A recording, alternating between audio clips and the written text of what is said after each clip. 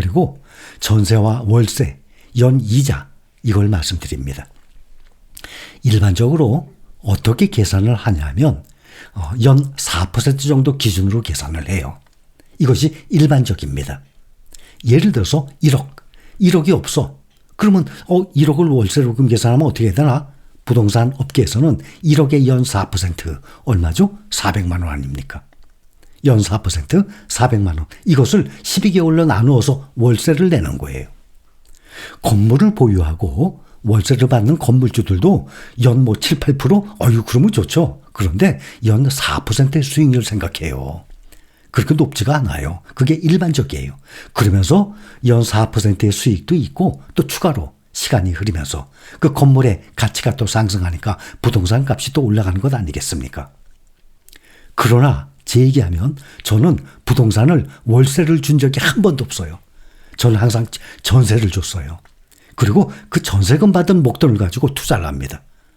왜 4% 월세를 받습니까? 투자를 해서 연 10% 이상의 수익이 나오는 건데. 그러니까 저는 월세를 안 주고 저는 전세를 그동안 줬습니다. 처음부터 지금까지. 연 10% 이상의 수익을 올릴 수 있는데 4%밖에 안 되는 월세 받을 이유가 없습니다. 여러분들 중에서도 부동산을 보유하고 계시면서 혹시 연 4%에 해당하는 월세를 받고 계신다면 생각해 보세요. 가능하시다면 전세로 돌리고 그 목돈을 현재 우리가 투자 중인 미국 주식에 넣어주는 방법이 훨씬 수익률이 높을 것입니다. 현재 수익률 얼마예요? 우리 더군다나 올해 같은 경우는 엄청나죠? 지금 S&P 500 나스닥이 지금 30% 이상 올랐어요. 지금 1년에 말이죠. 근데 이게 항상 이런 건 아니죠. 적어도 연간 10몇 %, S&P 500이 12% 예상하고 나스닥 100이 한 20% 가까이 예상하고 또 빅테크주 또 반도체 한 25% 이상이에요. 그러니 우리가 여기 골고루 투자하니까 평균 한 16, 7%에서 20% 정도의 수익이 나와요. 그런데 월세 연 4%를 받아서 되겠습니까? 그러니까 사업가들도 말이죠. 은행에서 최단으로 대출을 받는 거예요.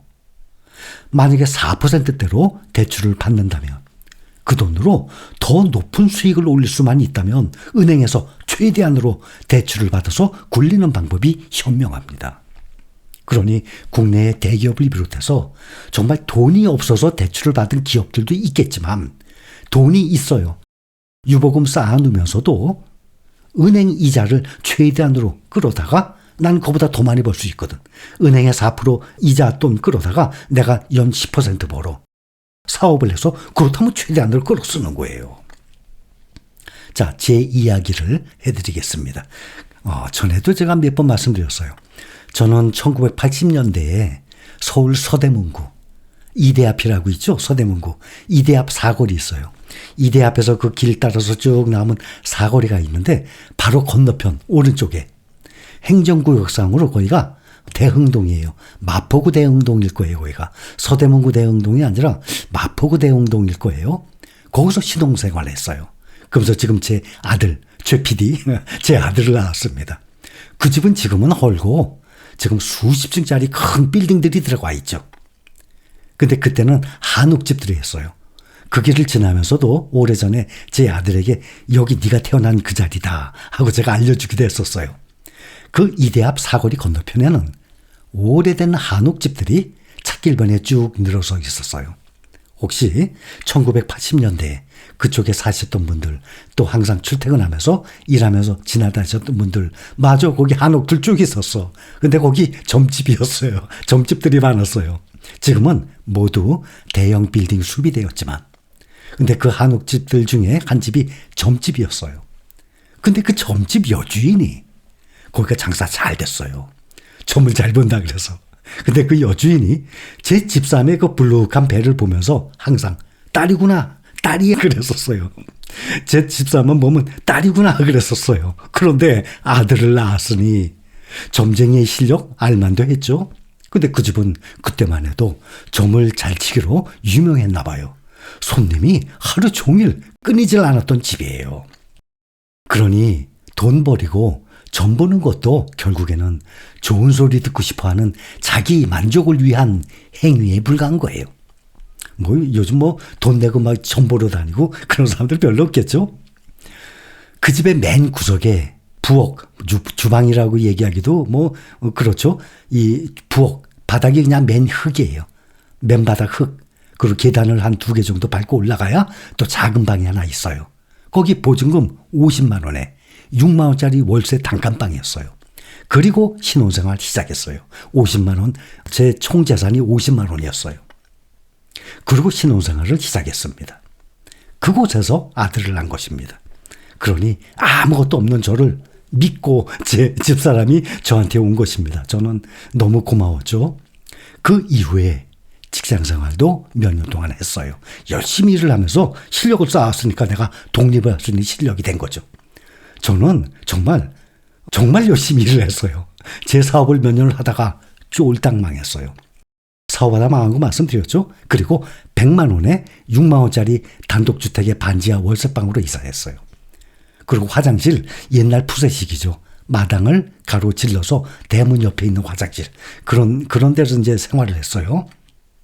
지금 생각해 보면 옛날 그 생활 환경은 말 안 해도 여러분들도 젊으셨을 때 고생하면서 살아오신 분들 잘 아실 겁니다. 뭐 저만 고생했겠습니까? 금수저 아니면 대부분의 그때 1980년대 다들 고생들 많이 하셨습니다. 사업이 망한 후에 승용차 한 대가 남았어요. 소형 승용차. 그 차 가지고 제가 밤만 되면 서울 시내 다니면서 그것도 몇 번 말씀드렸죠. 한 보름 정도 자가용 영업행위, 뭐 나라시라고 그러는 그런 행위를 한 거예요. 그래서 매일 한 5만 원씩 이렇게 벌어다가 집사람 이제 생활비 주면 그걸로 이제 생활을 하고 그랬었죠. 그런데 개인 택시 한 분이 젊은 사람이 이런 거 하지 말고 차라리 택시 운전해보래요. 저는 택시 운전 생각도 안 했거든요. 그래서 아 그래? 한번 해볼까? 그리고 저는 뭐든지 생각하면 하잖아요. 그리고 그냥 뛰어드는 거예요. 그렇게 해서 한 6개월 정도를 했던 거였죠. 그때는 주식 투자 당연히 못했죠. 돈이 없어서. 그 외에 길거리에서 또 토스트 장사도 몇 달 해보고 또 동대문 시장에서 시장에 가보면 칸막이 쫙 작게 돼 있잖아요. 그럼 한 칸 얻어서 옷 장사 해봤는데 제 성격에 맞질 않아요. 그 답답하게 조그만 칸에 앉아서 제 포부는 큰데 야망은 큰데 말이죠. 그 오는 사람을 제가 상대해야 되는 것 아닙니까? 내가 쫓아가서 상대해야 제 성격에 맞는데 말이죠. 그러니 조그만 칸에서 옷 장사하면서 내 앞에 오는 손님 그걸 바라보면서 답답해서 도저히 안 되겠더라고요. 그래서 시장에서 그릇과 냄비를 사다가 집집마다 다니면서 방문 판매, 도어투도 방문 판매를 하면서 돈을 벌기 시작한 거예요. 저는 또 제가 이런 그릇 냄비를 팔면서 자리 잡게 될 것 생각도 못했죠. 여러분들도 마찬가지예요. 그래서 제가 항상 말씀드리잖아요. 무조건 해보라고 생각하면. 해보다 보면 길이 열린다고 말하죠.